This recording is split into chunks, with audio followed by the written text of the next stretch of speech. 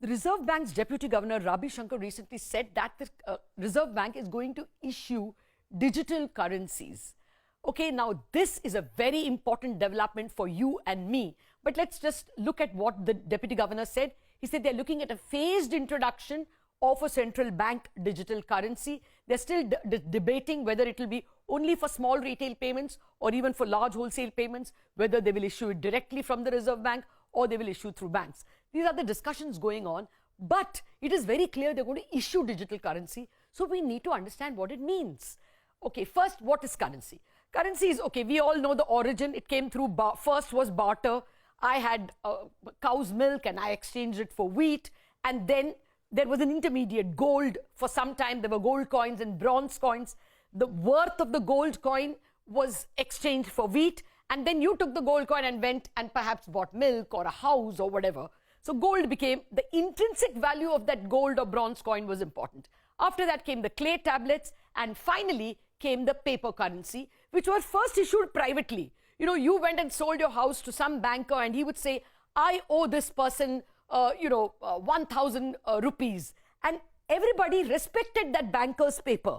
And therefore, somebody else would also take that paper and give me goods and services in exchange of that paper. That's how currency started.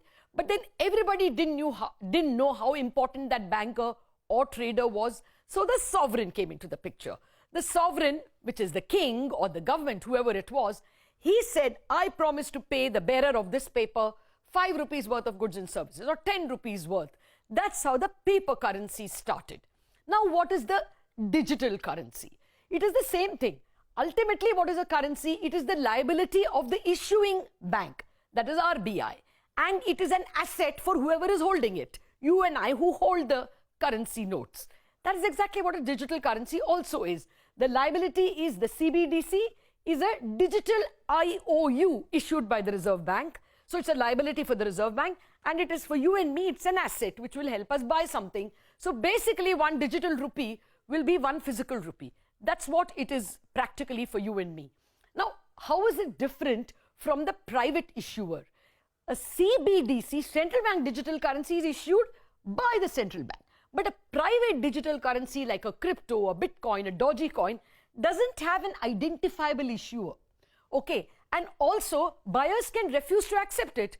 I bought a crypto for $25,000 and I want to buy, say I want to buy a university education, but the university doesn't accept it.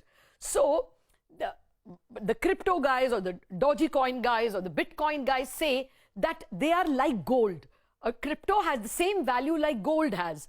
But gold over centuries has been accepted. Whereas here we don't know if the crypto will be accepted by everyone. And therefore, the CBDC becomes important. Why did the Reserve Bank now announce that they will issue digital currencies shortly? One, because they are finding that many people are fascinated by it. Two, it can also be easier for transaction. Say you get 1% of your salary in digital currency, you have an account with the Reserve Bank, and you and I, all of us are paying each other, then it can be settled via UPI at the Reserve Bank, so that a lot of payment systems can get freed up with the bank. So it might be a little more comfortable. But that is not the real reason. The real reason why Reserve Bank and other central banks are doing it is they are worried that the private digital currency like a Bitcoin or a Dogecoin could get accepted by everybody. Then there is a problem. For instance, I pay for my Harvard education for my child by buying a crypto coin. Then, you know, both the central bank of the US and India become redundant. Or what is worse, suppose I want another college in Bombay is ready to take a cryptocurrency, then I'm buying in dollars a cryptocurrency and giving it to the university, then the rupee loses its value as a medium of exchange. Then what happens to monetary policy? How do you control interest rates? That is why, for the fear that private digital currencies could become acceptable and that should be stopped, that is why you are seeing banks like Reserve Bank hurrying to issue their own digital currency.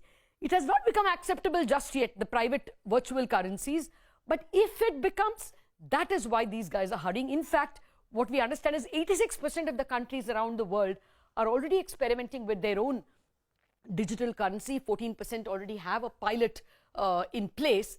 and then there will be, in course of time, all countries, if they agree to issue digital currencies, then exchange rates will develop even for digital exchange of goods and services. Okay, the idea is that if all countries do that, then people will be protected from going to these private digital currency issuers, the private issuers of bitcoins and Dogecoins. Now the big fear is, should we give the money through the RBI or through banks? If the RBI directly gives, we are all holding accounts with the RBI for a digital currency, banks will lose deposits because you will put a part of the money with RBI, and then banks won't be able to make loans. So that is one way people are thinking, the central bankers. The need to issue a digital currency should be in such a way that bank deposits also remain attractive. Now, there are people who argue that no, don't worry about bank deposits, they will be attractive because the Reserve Bank will only issue the currency, they won't give you an interest rate. Whereas if it is issued through banks, the digital currency, banks will always pay you an interest rate on your deposits. So bank deposits will remain attractive. Let us not worry, even if the digital currency is issued through the central bank. You will keep a minimum only with the Reserve Bank. That's one set of arguments. So these are the various arguments that are going on between central banks and between banks and the Reserve Bank. What are the dangers? The dangers is, first, of course, greater cyber risk. If all of us are going to exchange only with digital currencies, chances of hacking are there. But the bigger risk is actually that a large part of India or many countries are not technologically developed. Internet is not available, smartphones are not available, and people are not technologically literate or even financially literate.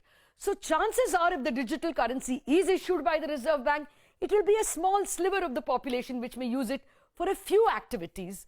Large part will still depend on cash. That is the guess. Nevertheless, very interesting developments are set to occur in this space. Digital currency, watch this space.